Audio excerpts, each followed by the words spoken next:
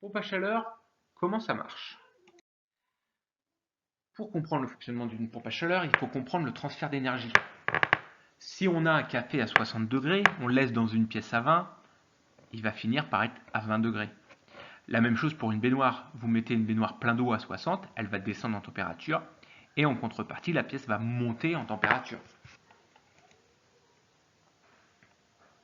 Les corps les plus chauds vont toujours vers le plus froid. La même chose dans le cycle thermodynamique. On a un fluide frigo en fait à gauche qu'on va faire circuler. En haut, on a un compresseur, un détendeur en dessous. À droite, un condenseur et à gauche, un évaporateur. On va faire passer un fluide frigo à -10 dans une boîte ou qui est à 5 degrés. Une boîte, une maison, l'extérieur, peu importe. De -10, on va passer à -5. On a échangé. Donc on a échangé de l'énergie, on est monté en température. Et la boîte de gauche, d'ailleurs, elle va descendre en température. Le compresseur, ensuite, lui, va faire monter la pression, mais en même temps, ça va créer de la chaleur. Ça va faire passer le fluide frigo qui était à -5 avant de rentrer à 80 degrés. Il va réchanger dans la boîte de droite. La boîte de droite, du coup, qui est à 20 degrés. Et on va repartir plus froid, à 50. On a un delta de 30 degrés. Les 30 degrés de différence, ils vont être envoyés dans la pièce. Et après le détendeur, lui, va faire l'effet inverse. On va passer d'une haute pression à une basse pression, et donc on va faire descendre la température. On va passer de 50 à -10. Et on refait un cycle, pareil, tout le temps, tout le temps. On va récupérer l'énergie de la boîte de gauche, pour la mettre dans la boîte de droite. La boucle à eau chaude, donc ça c'est sur du chauffage central. On a un brûleur, fioul, gaz, bois, charbon, peu importe. Avec les fumées, on va les envoyer dans l'échangeur. L'échangeur qui est en haut, lui, le radiateur, le retour de l'eau des radiateurs va rentrer dedans. Il va se réchauffer, il va y changer et il va renvoyer dans les émetteurs. Et les émetteurs, de la même façon, avec la pièce, ils vont être plus chauds que la pièce, forcément, et ils vont restituer leur chaleur dans la pièce.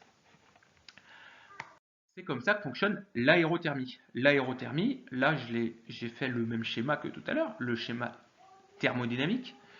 En plus, j'ai rajouté un petit ventilo. Donc le ventilo, lui, ça va permettre d'avoir un meilleur échange. Et donc là, on est à l'extérieur, il fait 5 degrés.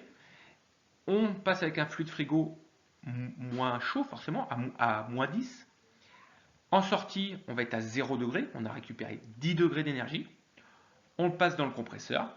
On monte à 80. Et on ressort à 50. En fait, ce delta de 30, il va être envoyé dans les émetteurs pour réchauffer la pièce qui est là à 20 degrés. Et on revient au détendeur, on casse la pression et on repart avec du -10 et on fait tourner toujours comme ça. Donc, quel est l'intérêt de ce système? Comme on le voit, c'est quand même un petit peu compliqué euh, par rapport à un système traditionnel. Donc on le voit sur la maison en bas à droite. Si on est sur une chaudière électrique ou si on est sur des radiateurs électriques, quand on consomme 1000 watts, c'est-à-dire quand on paye à notre fournisseur d'énergie 1000 watts, en chaleur, ça restitue 1000 watts. En aérothermie, quand on consomme 400 watts pour faire tourner le compresseur, le ventilo, tout ce qui est utile à l'aérothermie, on en restitue 1000. On dit qu'on a un COP de 2,5. Parce que si on multiplie 400 fois 2,5, ça donne 1000 watts.